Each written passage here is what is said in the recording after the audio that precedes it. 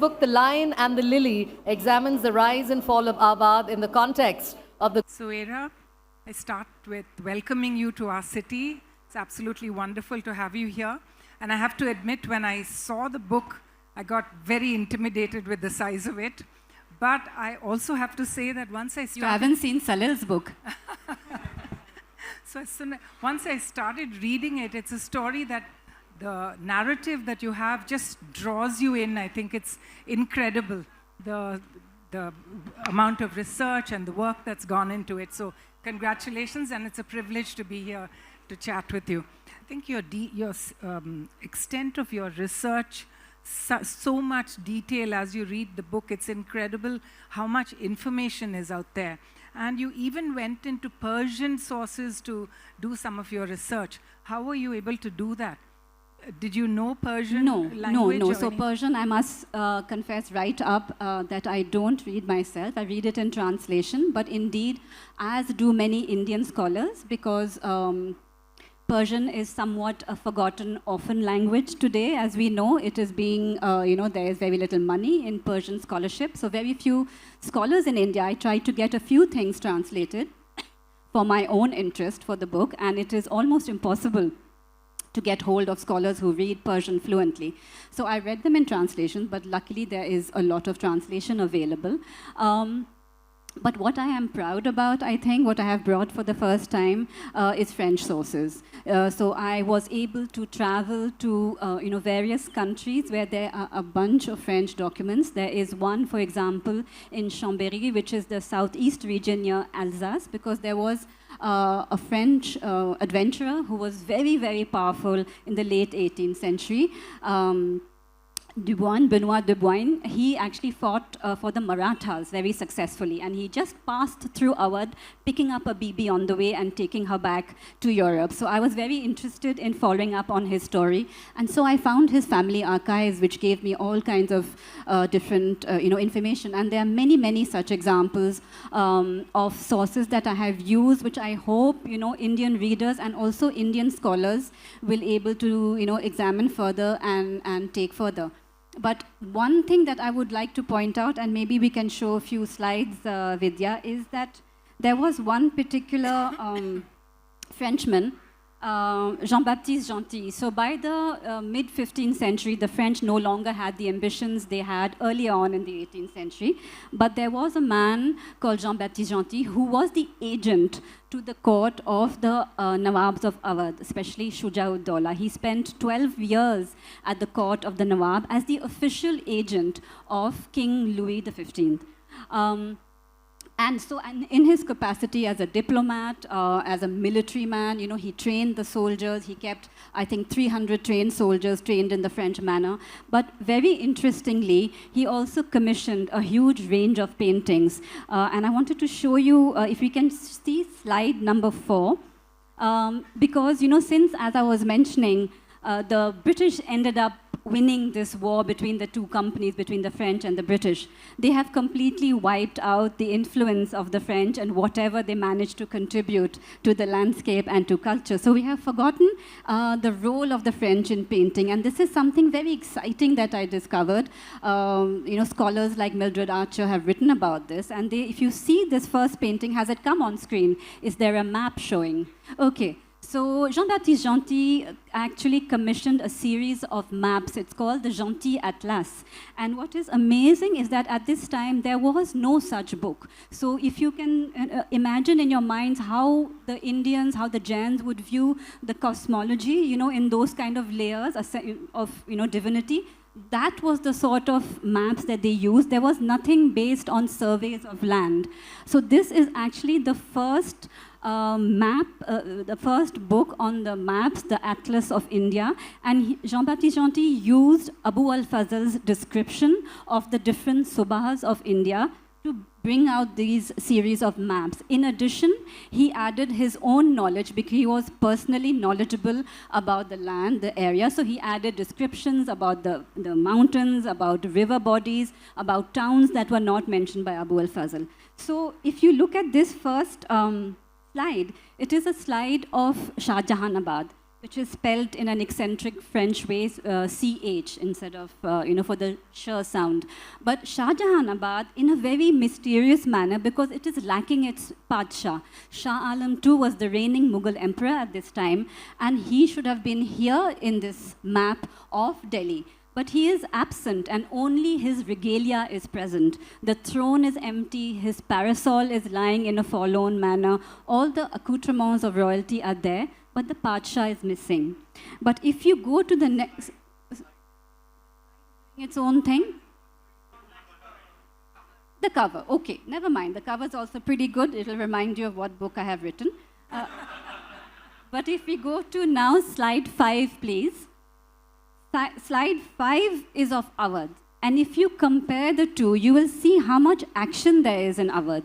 You will see that not only is there in the middle the cartography of the land of Awadh, but you have vignettes on the side showing the life and times, showing the sadhus, showing the activities, but also, most importantly, in the lower left corner, you see the Nawab Shuja-ud-Dawla on an elephant engaged in a tiger hunt. Now, this is not just a very innocent activity. This was meant to be an imperial or royal activity. So, in a sense, Gentil is saying that the center of power has shifted at this time. It is no longer at the center. It's no longer at Delhi, because we know that the Mughal Padshah, poor man, after the Battle of Buxar was in exile. He was living in Allahabad. He wasn't even allowed to return to his capital city of Delhi. So here, visually, for the first time, as scholar Yutika Sharma has shown, we have a visual record of how people were viewing the Mughal Badshah, that he was in exile, he was no longer king of his own country because he was not at the capital city.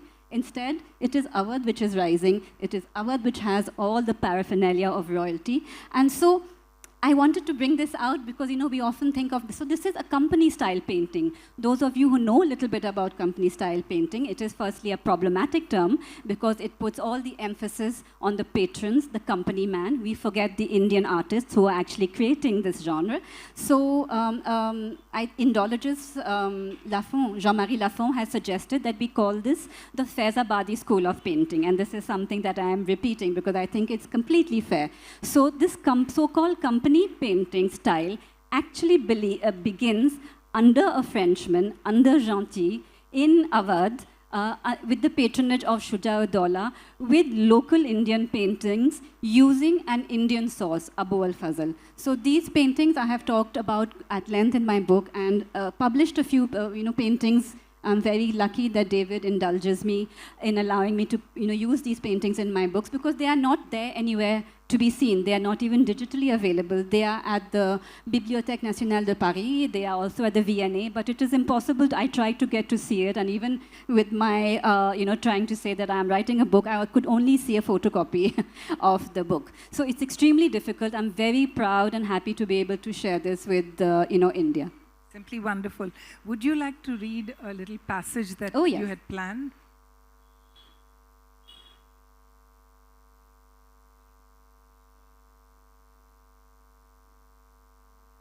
If we can move to another painting, because the second painting.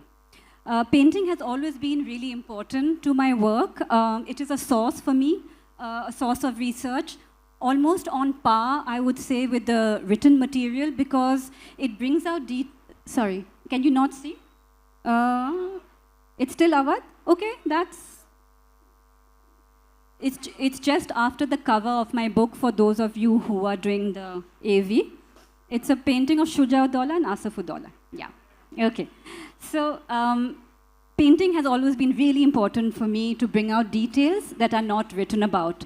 Written sources, as you can imagine, only often include details that have been censored. Things which are not allowed do not get shown, obviously, because the patron first looks at these paintings and tells the painters what to include, what not to include. So I have always used, Mughal miniature paintings especially. But in this book, I was really excited because by the 18th century, you have the first oil painters to arrive in India. That's not strictly true. I'm going to contradict myself because at the court of Awadh, they do arrive in Agra with oil paintings of the Madonna. And that causes a pandemonium because people think that she is alive in those paintings. But nonetheless, over here in Awadh, for the first time, Tilly Kettle, a European painter, British painter, arrives in Awadh to be commissioned by the Nawab. So he is painting for the Nawab. For the first time, we get these amazing visuals of the Nawab himself. So I want to read to you a little section so that you understand how painting is very useful to me in creating my scenes. So Mirza Amani is the name of Asaf-ud-Daula, the son of Shuja-ud-Daula. Here on the painting, on the right, the tall, imposing man with the bristling, beautiful mustaches is Shuja-ud-Daula, the third Nawab of Awadh. His son, next to him, is Asaf-ud-Daula. He used to be known as Mirza Amani before he became Nawab. So Mirza Amani, a rotund, soft-limbed and splutteringly gregarious young person, must have long labored with the desire to compete with a dashing and handsome father whose idea of a fine time was to risk his life in riding a most unruly horse or elephant, in hunting a ferocious tiger with a sword or lance, and in swimming across a river more mighty than the Ganga during the rainy season and infested with dangerous reptiles. A man, moreover, who was charming and suave, and who had the great gift of making every person he met feel personally singled out and cherished. Growing up in the intimidating presence of such a father, it was not surprising, perhaps, that Nawab Shuja-ud-Daula's eldest son was always found sadly wanting. Historian Mohammed Faiz Baksh was particularly stinging in his description when he wrote that while he was sitting, he seemed to be a young man of tall stature, but when he stood, his head only reached the waists of those around him. From his childhood, he was obese. His fat ears, neck, and double chin were one fleshy mass. End quote. Tilly Kettle's portrait of the Nawab and the 24-year-old Mirza belies this harsh description, at least to some extent. In the portrait, the young Mirza does indeed suffer in comparison to the stately figure of the Nawab, appearing apologetically hunched and turtle-like with his rounded back and short limbs. Nonetheless, if the Nawab was exceptionally tall, almost 6 feet, then the Mirza would have stood around 5 foot 4 inches, which was almost exactly average for an Englishman of the late 18th century, for example. So the navel-gazing imp of Faiz Baksh's description was a snide exaggeration. What this portrait does betray instead is a sort of anxiety in the way the Mirza looks up at the Nawab and his plump hand that clutches his kamarband as if desperately gathering himself together in the presence of his father.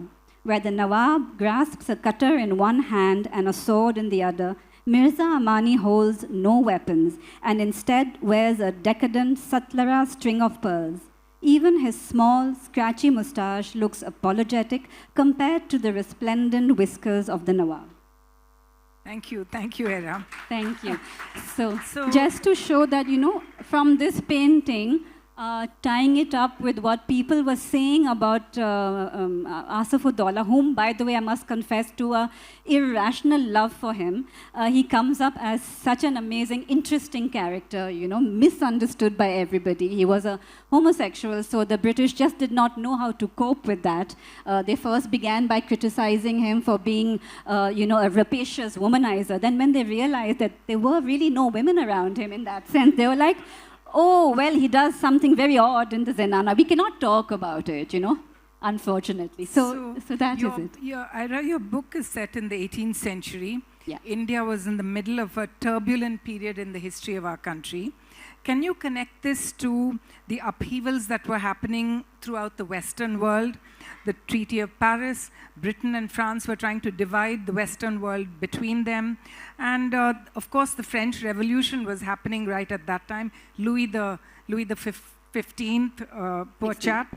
And the American War of Independence on this side, the Boston Tea Party. It seemed to have been a completely turbulent period. And that affected us, our country in India as well. Completely, yes. Thank you for that, Vidya. That's absolutely true. And I think, again, because of our tendency to look at stories and histories in silos, we often don't make the connection. And so we know about the American War of Independence, for example. We know about what was happening in France with the revolution, but we have not tied up, we don't usually tie up all these events to our events locally here in India. And instead, what was happening during the entirety of the 18th century was the huge wars between France and England.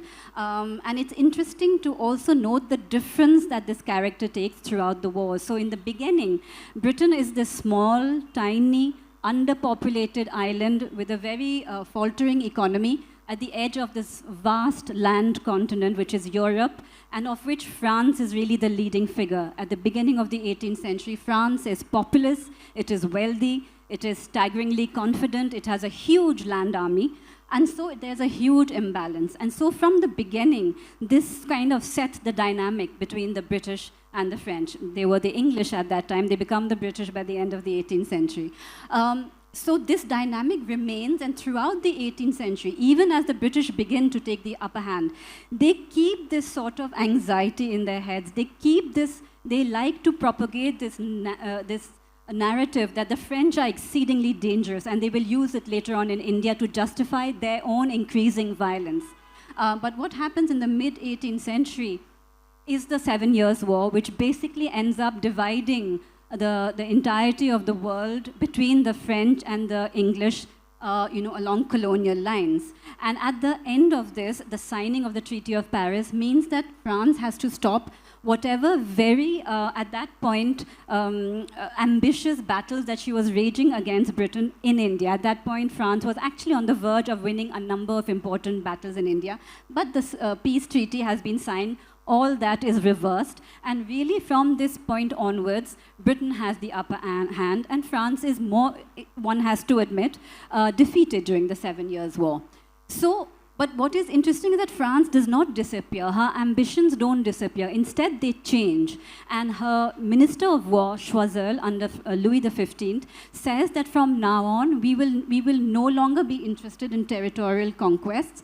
Instead, we are going to try and oppose the British wherever they exist. It is a war of revenge for the 7 Years' War, and they are determined to help whichever Indian ruler shows the ambition, shows the will, shows the determination to actually stand up to the British. So they decide on the sly that they will provide arms, they will provide trainings, they will provide men, and in whatever way try and blockade British ambitions in India. So that will have quite a significant influence here on the ground. And the American War of Independence has an even more important significance because, the French ally with the Americans to get rid of the British. And the British lose their American colonies, the 13 colonies. And that has a huge impact even on the psychology of the British, who from now on feel very threatened by French presence anywhere in India, and they will use it to justify increasing violence, and then the threat of Napoleon, the French Revolution. They will use it, for example, you will be familiar, against Tipu Sultan. They will accuse him of being in league with Napoleon, no less, and use it as justification for the last attack on Seringapatam, even though this is entirely untrue, and as I have shown in my book, they actually fabricate documents to show that Tipu Sultan is in league with the Jacobin club, which he isn't. But they use it everywhere, including in Awadh, because they find that this is the perfect bogey. You always need somebody to try and, as a justification for why you're doing certain things. So they will use Ahmed Shah Abdali constantly in the 18th century, probably long after he had any significance. They will keep, telling the Indian rulers, Ahmed Shah Abdali is on your border, the Afghans are on your border, you must listen to us, allow us to place our soldiers there. And they will use the French constantly to justify their actions. I love the little two or three pages you wrote about the Louis the 15th, 16th, sorry, and how with so much dignity he goes to his execution, head held high. I just love that it literally, makes you think about what would have happened. I spent way too much time reading up about the execution of Louis XVI. It was. So tell us about the British at that time and how they were able to change the narrative and rewrite it to suit how they wanted to be portrayed in history, later in history. Well, it's very clear that the British obviously, had a certain point of view. I feel that the British have really been the masters of spin, throughout their colonies. And I think I write about it in my introduction, that as in the 20th century, in the 1940s and 50s, as they began moving out of their colonies, they implement something called Operation Legacy.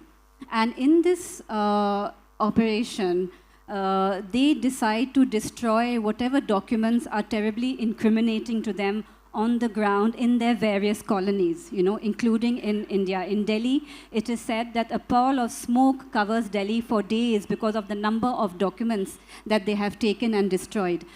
They either destroy, so in Korea, I believe they pack them up in wooden cases and drop them in the middle of the ocean. So they go to extreme lengths to destroy these documents. They also, whatever they can't destroy, they take back to England, and they remain in very mysterious and secret locations, because it was believed that these documents, if they fell into the ex-colonized hands, then the British would no longer be remembered with affection and respect. And they wished for themselves to be remembered with affection and respect.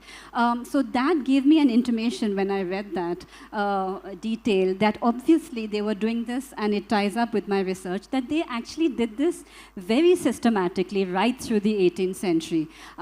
They destroyed documents to such an extent, especially post volatile periods like 1857. So 1857 sees a vast amount of a field of destruction. And I have often felt that you can look at the important centers of Indian resistance and Indian culture and Indian knowledge by looking at the places that the British have destroyed, because obviously those pose a challenge.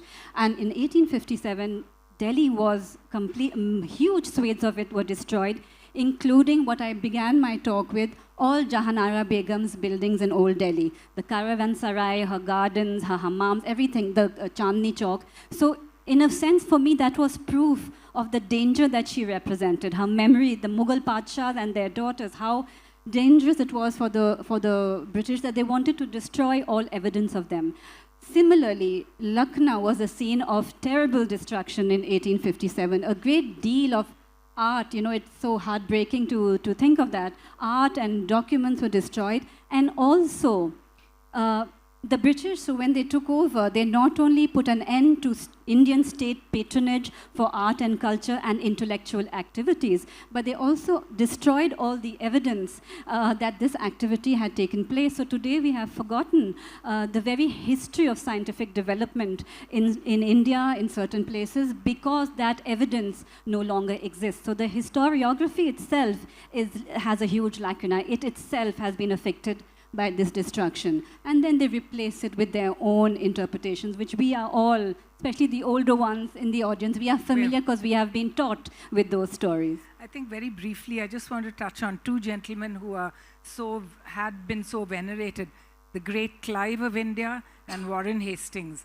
And there's an entirely different narrative, even in England, about Clive of India, although there's a giant statue of him at Westminster. But the narrative that's told about him is entirely different.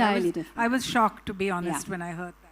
Yeah, I even have my little friction with William Dalrymple about Hastings, because he feels that compared to Clive, he was not so bad, which is true. Which is true. But he was still pretty bad. He was especially bad in the area that I'm looking at. So I want to show you one slide quickly. 1, 2, 3, 4, 5, 6, 7, 8, 9, 10. Slide number 10, if you have there. So Governor General Hastings, as he was at this time, during the American War of Independence, the British spent so much money on this war. They were so desperate to retain their American colonies. It was a matter of great prestige for them. That's why I think they suffered from great psychological angst when they lost America. They spent so much money that their national debt went from 72 million pounds to 224 million pounds from 1775 to 1780.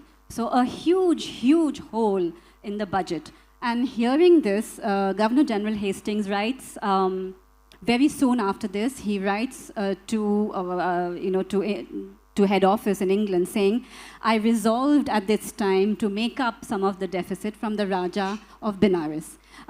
So this is the image up where you have the, no, number 10. It's not crucial, but if you could have that. There is no slide at all. Okay? Something at least. They are all very good slides, so it doesn't matter.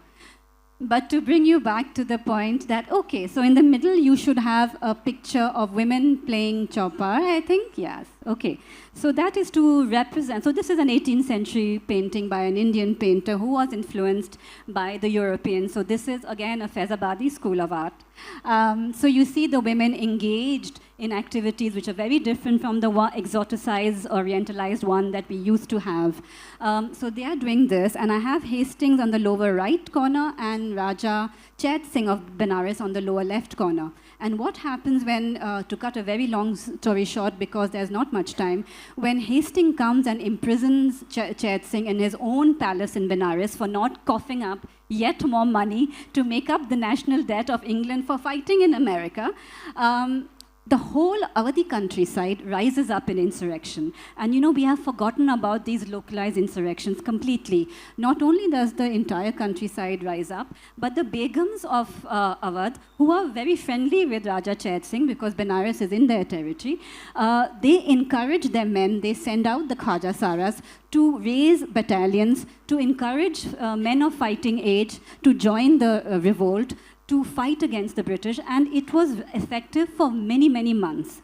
For months at a time, there were parties of 10,000 Indian soldiers roaming the countryside, ready to kill any British person they saw, and the British had to hold themselves up in Lucknow under the protection of Claude Martin in his palace, because it was so dangerous. And they wrote at this time to head office saying, the Begums, you talk about them as being these poor, feeble women who have to be protected. They have raised armies to fight against them. So, you know, for me, Hastings is actually, I'm very fond of him because he has allowed me to bring out this side of the Begums and how close Hastings came to being impeached himself for his behavior subsequently after these incidents with the Begums. Clive was impeached. Yes. In Britain. So I think, unfortunately, our time has run up. We've got so many more points to discuss, fascinating things about how the British used the doctrine of lapse to acquire more and more territories from the Maharajas. And I mean, there are at least 5 more points, but I think, sadly, we've run out of time. And I think we we're are open for if questions. anyone would like to ask something. I can.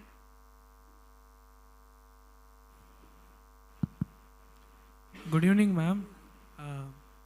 Ma'am, the question is, those who are up to write a historical novel for the beginners, what would be the piece of advice for the beginners who are like write historical based novels? What would be the piece who of want advice? to write or read? Who want to write themselves? Yeah. So I'll clarify that you know, I talk about historical non-fiction. These are not novels in the sense of they are not fiction. So if you yourself want to write historical non-fiction, then I would encourage you to, you know, look at an area that you are really passionate about. Luckily, we in India are at the very cusp of this, I hope, what is going to be a huge explosion of narrative writing in history. So you can choose most areas, but if you are passionate about something, then you will really go the extra mile to find the information because it often lies scattered. So to make that effort, you know, it does require for you to really love that area. I have a question here. Yes, sir. Does your book go as far as the Battle of Plassey? Yes. And the Correct. okay. Thank you, sir. So it begins actually at the Battle of Buxar, just after Plassey, because I believe that the Battle of Buxar is actually more influential, because at Plassey, the British only are able to nominate their own puppet to the Nawabi, but nothing much apart from that. And they get a lot of silver, which, yes, is a nice thing to have.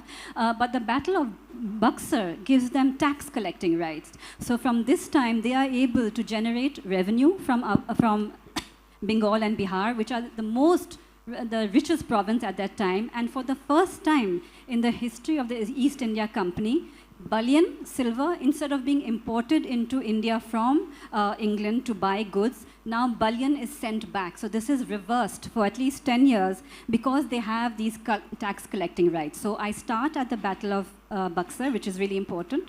And it is very important in its consequence for Awadh because Nawab Shuja was involved in it. And I stop at 1803, the Battle of Delhi, where more or less the Nawabs of Awadh have to sign a treaty where finally they hand over their independence. 64, 18.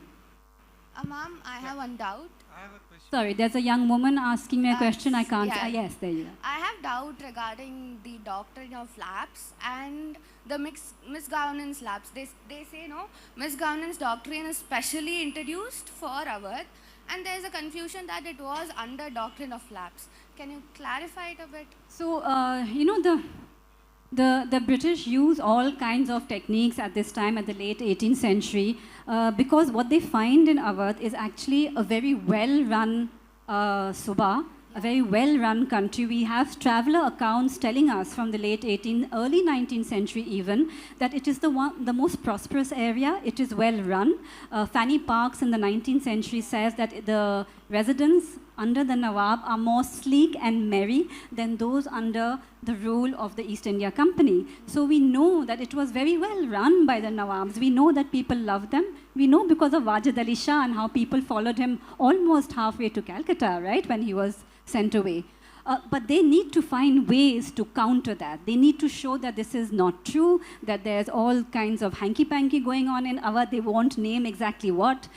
So one way in which they do that is that they finally understand the importance of the Khwaja Saras, the eunuchs, and they finally begin to really infiltrate the intelligence system. I think C.A. Bailey says that if the definition of a modern state is the control of the intelligent network, then it comes around at the end of the 18th century, because at this time the Nawabs had a great intelligence network, and it is co-opted at this time by the British. And they, by bribing a eunuch, they are able to corroborate or find out bizarre truths about the so-called parentage of Asaf-ud-Daula's son, Wazir Ali Khan. Now, the fact is that Wazir Ali Khan was probably not the Nawab's blood child, because he was a homosexual. Firstly, that is in question, because Claude Martin never says that, and he was the big gossip of the court. So if he had something nasty to say, he would have said it. I have not found him saying that. But there is a question mark. Nonetheless, in India, we have this tradition of God Lena, that if you didn't have your own children, you adopted a child. You adopted your sister's child, you adopted some child, and they were raised as your own. And Asaf-ud-Daula does this when Wazir Ali Khan is very small. He has a huge ceremony for him when he is married. He introduces him to diplomats. He sends him to his province so that he is introduced to everyone. So he is the accepted heir of Asaf-ud-Daula. But the British send someone to investigate the secrets of the Zanana, salacious rumors, and they are told that there is a eunuch who says that he brought a woman who was pregnant into the harem of Asaf-ud-Daula, rolled up in a carpet no less, and she integrated the harem of Asaf-ud-Daula, gave birth to this son who was Wazir Ali Khan, and this woman was lower class, and therefore she had no business, he had no business becoming the legitimate child of Asaf-ud-Daula.